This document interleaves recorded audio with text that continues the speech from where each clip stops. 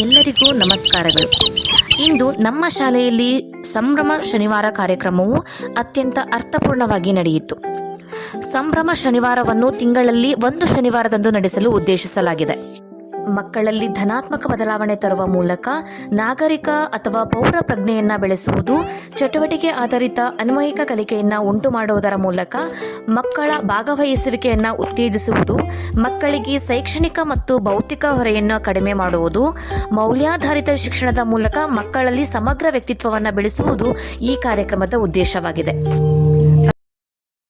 ಇಂದು ಶಾಲೆಯಲ್ಲಿ ಅಕ್ಷರಶಃ ಸಂಭ್ರಮದ ವಾತಾವರಣ ನೆಲೆಸಿತ್ತು.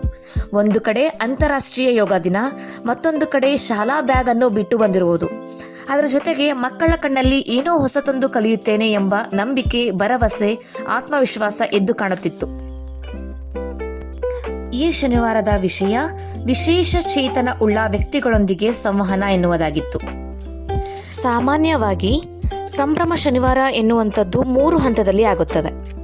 ಮೊದಲನೆಯದು ಅರಿವು, ಎರಡನೆಯದು ಅನುಭವ ಹಾಗೂ ಕೊನೆಯ ಹಂತವಾಗಿ ಅವಲೋಕನ. ಮಕ್ಕಳ ವಯೋಗುಣಕ್ಕೆ ಅನುಗುಣವಾಗಿ ಒಂದೊಂದು ಚಟುವಟಿಕೆಗಳನ್ನು ಆ 3 ಹಂತದಲ್ಲಿ ನೀಡಲಾಗುತ್ತದೆ. ಮೊದಲನೆಯ ಹಂತದಲ್ಲಿ ನಿರೂಪಕರು 6 ಮತ್ತು 7ನೇ ತರಗತಿಯ ಮಕ್ಕಳನ್ನು 3 ಗುಂಪುಗಳಾಗಿ ಮಾಡಿ ಪ್ರತಿಯೊಂದು ಗುಂಪಿಗೆ ಮೊದಲ ಹೆಜ್ಜೆ ಸ್ವೀಕರಿಸುವುದನ್ನು ಕಲಿ ಎಂಬ ಘಟನೆಯ ಪ್ರತಿಯನ್ನು ನೀಡಿದರು. ಅದರಲ್ಲಿರುವ ಕಥೆಯನ್ನ ಓದಿ ಗುಂಪಿನಲ್ಲೇ ಪರಸ್ಪರ ತಮ್ಮ ಅನಿಸಿಕೆಗಳನ್ನು ಹಂಚಿಕೊಳ್ಳಲು ತಿಳಿಸಲಾಯಿತು. ಅದರಲ್ಲಿರುವ ಪ್ರಶ್ನೆಗಳಾದ ರಾಧಿಕಾಳ ಕುಟುಂಬಕ್ಕೆ ಹೇಗೆ ಪರಿಣಾಮ ಬೀರಿತು, ನೀವು ಬೆಳೆದ ನಂತರವೂ ವಿಕಲತೆ ಉಂಟಾಗುತ್ತದೆಯೇ, ದೊಡ್ಡವರಾಗುತ್ತಿದ್ದಂತೆ ಎಂತಹ ವೈಕಲ್ಯತೆ ಉಂಟಾಗಬಹುದು, ಶಾಲೆಯವರು ಅವಳನ್ನು ದಾಖಲು ಮಾಡಿಕೊಳ್ಳಲು ಏಕೆ ಒಪ್ಪಲಿಲ್ಲ, ಹೀಗೆ ಆ ಕಥೆಯ ಅನುಸಾರ ಕೆಲವೊಂದಿಷ್ಟು ಪ್ರಶ್ನೆಗಳನ್ನು ಮಕ್ಕಳಲ್ಲಿ ಕೇಳಿ ಮಕ್ಕಳಿಂದಲೇ ಉತ್ತರವನ್ನು ಪಡೆಯಲಾಯಿತು. ಜೊತೆಗೆ ವಿಶೇಷ ಅಗತ್ಯತೆ ಉಳ್ಳ ಮಕ್ಕಳಿಗೆ ಸಾಮಾಜಿಕ ಅಡೆತಡೆಗಳ ಕುರಿತು ಪ್ರಶ್ನೆಗಳನ್ನು ಕೇಳುವ ಮೂಲಕ ಚರ್ಚೆಯನ್ನ ನಡೆಸಲಾಯಿತು. ಎರಡನೇ ಹಂತವಾದ ಅನುಭವದಲ್ಲಿ ನಿರೂಪಕರು ವಿದ್ಯಾರ್ಥಿಗಳನ್ನ 3 ಗುಂಪುಗಳಾಗಿ ವಿಂಗಡಿಸಿದರು ಹಾಗೂ ನಿಮ್ಮ ಶಾಲೆಯು ಸಮನ್ವಯ ಶಿಕ್ಷಣ ಸ್ನೇಹಿಯಾಗಿದೆಯೇ ಎಂಬ ಘಟಕದ ಅಡಿಯಲ್ಲಿ ಕೆಲವೊಂದಿಷ್ಟು ಅಂಶಗಳನ್ನ ಚರ್ಚಿಸಲಾಯಿತು. ವಿಕಲಾಂಗತೆಯು ಜೈವಿಕ ಅಂಶಗಿಂತಲೂ ಸಾಮಾಜಿಕ ಸಂರಚನೆಯಿಂದ ಉಂಟಾಗಿರುವುದೇ, ನಿಮ್ಮ ಶಾಲೆಯ ವಾತಾವರಣದಲ್ಲಿ ವಿಕಲಾಂಗ ಸ್ನೇಹಿ ವಾತಾವರಣವನ್ನ ಹೇಗೆ ತರಬಹುದು ಇನ್ನು ಕೊನೆಯ ಹಂತವಾದ ಅವಲೋಕನದಲ್ಲಿ ವಿದ್ಯಾರ್ಥಿಗಳನ್ನ ಜೋಡಿಗಳಾಗಿ ವಿಂಗಡಿಸಿ ಬಣ್ಣವನ್ನ ಬಳಸೋಣ ಎಂಬ ಘಟಕದ ಅಡಿಯಲ್ಲಿ ಕೆಲವೊಂದಿಷ್ಟು ಅಂಶಗಳನ್ನ ಮಕ್ಕಳಿಗೆ ನೀಡಿ ಪೋಸ್ಟರ್ ಅನ್ನ ತಯಾರಿಸಲು ತಿಳಿಸಲಾಯಿತು. ಪೋಸ್ಟರ್ ಅನ್ನ ತಯಾರಿಸಿದ ನಂತರ ಶಾಲೆಯ ಎಲ್ಲಾ ಮಕ್ಕಳು ವೀಕ್ಷಿಸುವಂತೆ ಪ್ರದರ್ಶಿಸಲಾಯಿತು.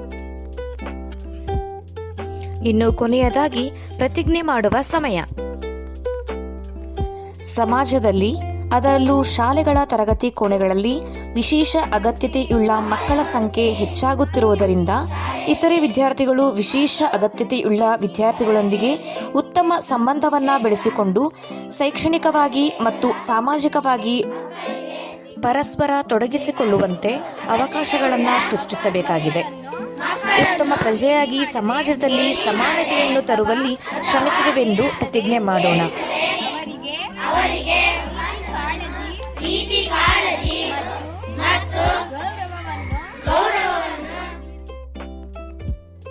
ಒಟ್ಟಾರೆಯಾಗಿ ಹೇಳಬೇಕೆಂದರೆ ಈ ವಾರ ಸಂಭ್ರಮದ ಶನಿವಾರದ ಕಾರ್ಯಕ್ರಮವು ಅತ್ಯಂತ ಅರ್ಥಪೂರ್ಣವಾಗಿ ನಮ್ಮ ಶಾಲೆಯಲ್ಲಿ ನಡೆಯಿತು.